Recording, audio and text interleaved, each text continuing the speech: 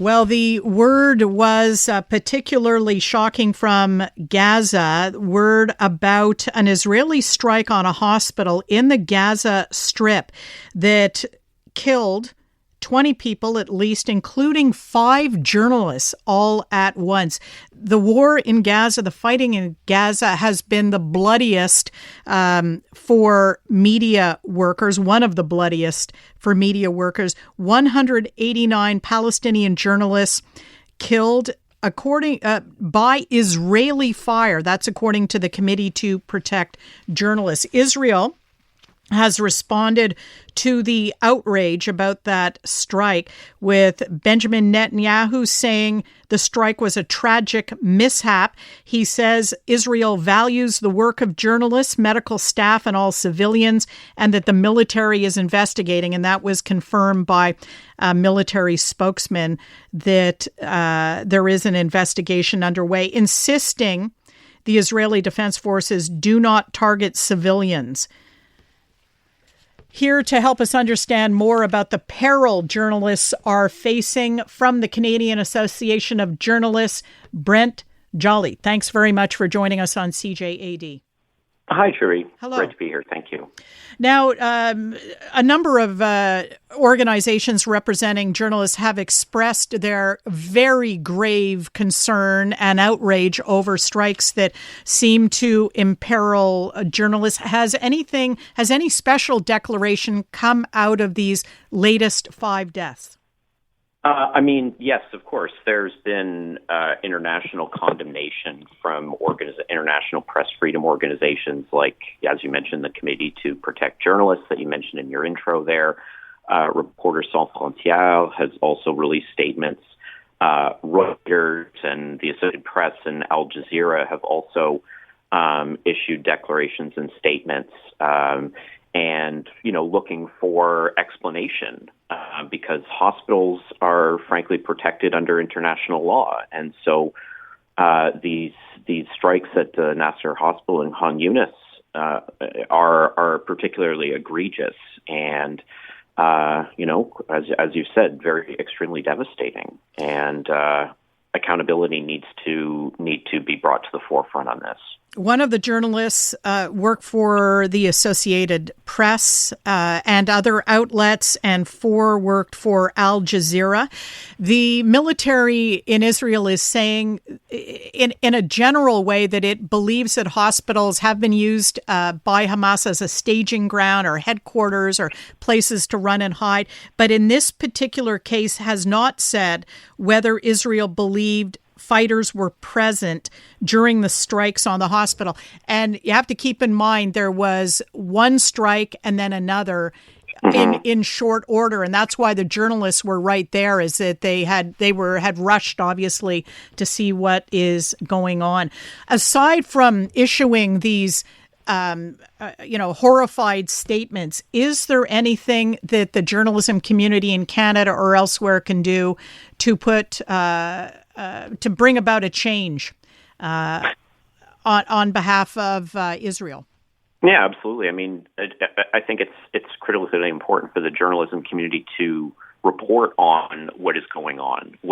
For example, what is our federal government doing to address, calling for, protection of or blocking of arms being transferred to Israel that are being used to attack, Palestinians in Gaza. I know Canada recently signed last week a declaration calling for the end for a blockade of journalists and to protect Palestinian journalists. And there was, Canada and 27 other countries that joined that. So that's important to note. But I think, certainly this is, Canada was a founding member of the International Press Freedom Coalition with the United Kingdom several years ago. And, I think we haven't seen necessarily the product of that coming to bear. As you noted, CPJ has noted, nearly 200 Palestinian journalists have been killed. It's an incredibly dangerous situation to work there. It's really a life or death situation that's horrific. And it's incredibly horrific for journalists in Canada or anywhere around the world to have to document the deaths of their own colleagues. And I understand that can be an incredibly gut-wrenching and emotional situation. And, what we're trying to do as the Canadian Association of Journalists is make sure that, individuals feel supported in their ability to do that.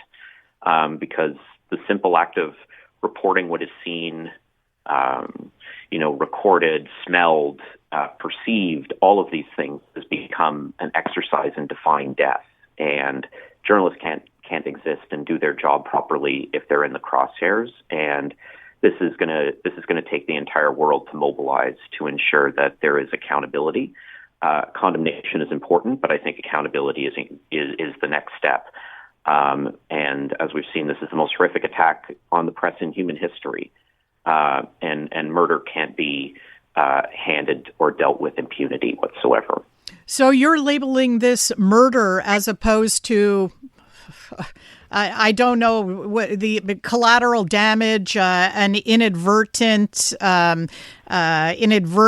occurrence. You believe that Israel did this deliberately?